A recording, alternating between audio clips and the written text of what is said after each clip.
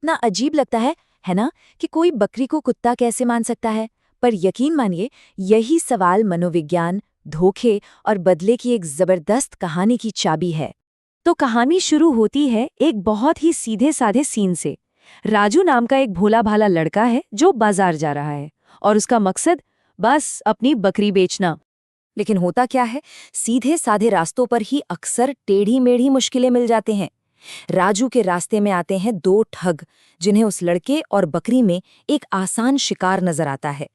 और देखिए, उनके इरादे कितने साफ हैं। दिमाग में बस एक ही चीज है, लालच। वो सोच रहे हैं कि ताकत से नहीं, बल्कि दिमाग से, चालाकी से इस लड़के को लूटना है। तो चलिए अब देखते हैं कि ये खेल शुरू कैसे होता है। यहीं से उनकी चालबाजी का असली रूप सामने आता है। और ये दिमागी हेरफेर का एक, आप कह सकते हैं, क्लासिक केस है।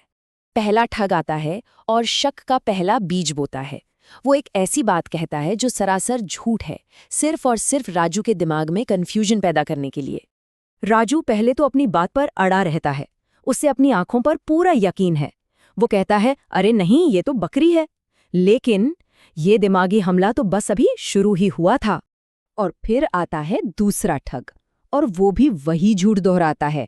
यहीं पर देखिए, जब एक ही झूठ को दो लोग बोलने लगे तो अच्छे अच्छों का यकीन डगमगा जाता है। राजू की अपनी सच्चाई अब टूट रही थी।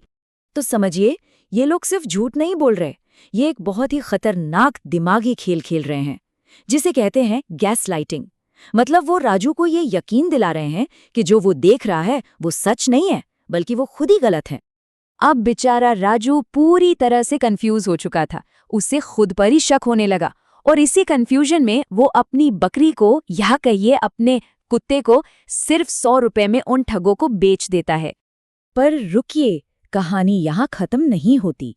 राजू को कुछ तो शक होता है, और वो उन ठगों का पीछा करने लगता है। और तब उससे उनके धोखे की पूरी सच्चाई पता चलती है। बाजार में जाकर राजू क्या देखता है कि वही ठग उसकी बकरी के लिए पूरे 1500 रुपए मांग रहे हैं। 1500, मतलब जो कीमत उन्होंने राजू को दी थी उससे 15 गुना ज्यादा। जरा इन नंबरों को देखे, ये साफ साफ दिखाते हैं कि ये कोई छोटी मोटी ठगी नहीं थी, ये एक बहुत बड़ा धोखा था। और बस यही धोखा राजू के दिल में बदले की आग जला देता है। और यहीं से कहानी एक नया मोड़ लेती है। अब तक जो शिकार था, वो शिकारी बनने का फैसला करता है। राजू ठान लेता है कि वो उन्हीं के तरीके से, उन्हीं की भाषा में उन्हें जवाब देगा। तो ठीक है, अब देखते हैं राजू का प्लान क्या था।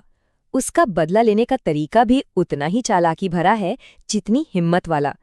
वो एक मामूली सी थैली लेता है जिसमें मिट्टी भरी हुई है, और उसी के इर्द गिर्द अपनी पूरी योजना बनाता है। राजू का प्लान देखिए, कितना सोचा समझा है। वो एक एक कदम बहुत ध्यान से रखता है। पहले तो वो कुछ दुकानदारों के साथ मिलकर एक नाटक रचता है ताकि ठगों का विश्वास जीत सके। फिर वो अपना जादू दिखाता है जिससे उन ठगों के मन में लालच पैदा हो। और आखिर में जब वो लालच में पूरी तरह अंधे हो जाते हैं, तब वो अपना सौदा करता है। और उनका लालच कैसे बढ़ता है वो आप इस चार्ट में देख सकते हैं। पहले 2000, फिर 3000, और आखिर में वो इस हद तक आ जाते हैं कि कहते हैं, हमारा सब कुछ ले लो, बस ये थैली दे दो। और यही उनकी सबसे बड़ी गलती थी, उनका लालच। उनका लालच ही उन्हें अंधा कर देता है। वो ये सोच ही नहीं पाते कि जिस तरह उन्होंने किसी को ठगा था, उसी तरह कोई उन्हें भी ठग सकता है। चलिए अब कहानी के अंजाम की तरफ बढ़ते हैं। देखते हैं कि उन ठगों को उनके किए की क्या सजा मिलती है, और इस पूरी कहानी से हमें क्या सबक सीखने को मिलता है। तो होता ये है कि वो दोनों एक रेस्टोरेंट में जाते हैं, पूरे कॉन्फिडेंस के साथ। वो अपनी जादुई थैली निकालते हैं और मंत्र बोलते हैं, जादुई थैली सोना दो। लेकिन सोने की जगह मेज पर क्या गिरता है? सिर्फ मिट्टी। और नतीजा सब सामने आ जाता है। वो पकड़े जाते हैं, उनकी धोखेबाजी खुल जाती है, और रेस्टोरेंट वाले को ठगने की कोशिश में उनकी जमकर पिटाई होती है। मतलब उनकी अपनी ही चाल उन्हीं पर उल्टी पड़ गई। लेकिन कहानी का सबसे जरूरी हिस्सा अब आता है। एक बुजुर्ग राजू को समझाते हैं। वो कहते हैं कि दूसरों को ठग कर कभी कमाई नहीं करनी चाहिए, वरना तुम में और उन बदमाशों में कोई फर्क नहीं रह जाएगा। असली जीत बदला लेना नहीं, बल्कि सही और गलत के फर्क को समझना है। तो कहानी का अंत तो हो जाता है और हमें तसल्ली भी मिलती है, लेकिन ये कहानी अपने पीछे एक बहुत बड़ा सवाल छोड़ जाती है। क्या धोखे का जवाब धोखे से देना ही हमेशा न्याय का सही रास्ता होता है?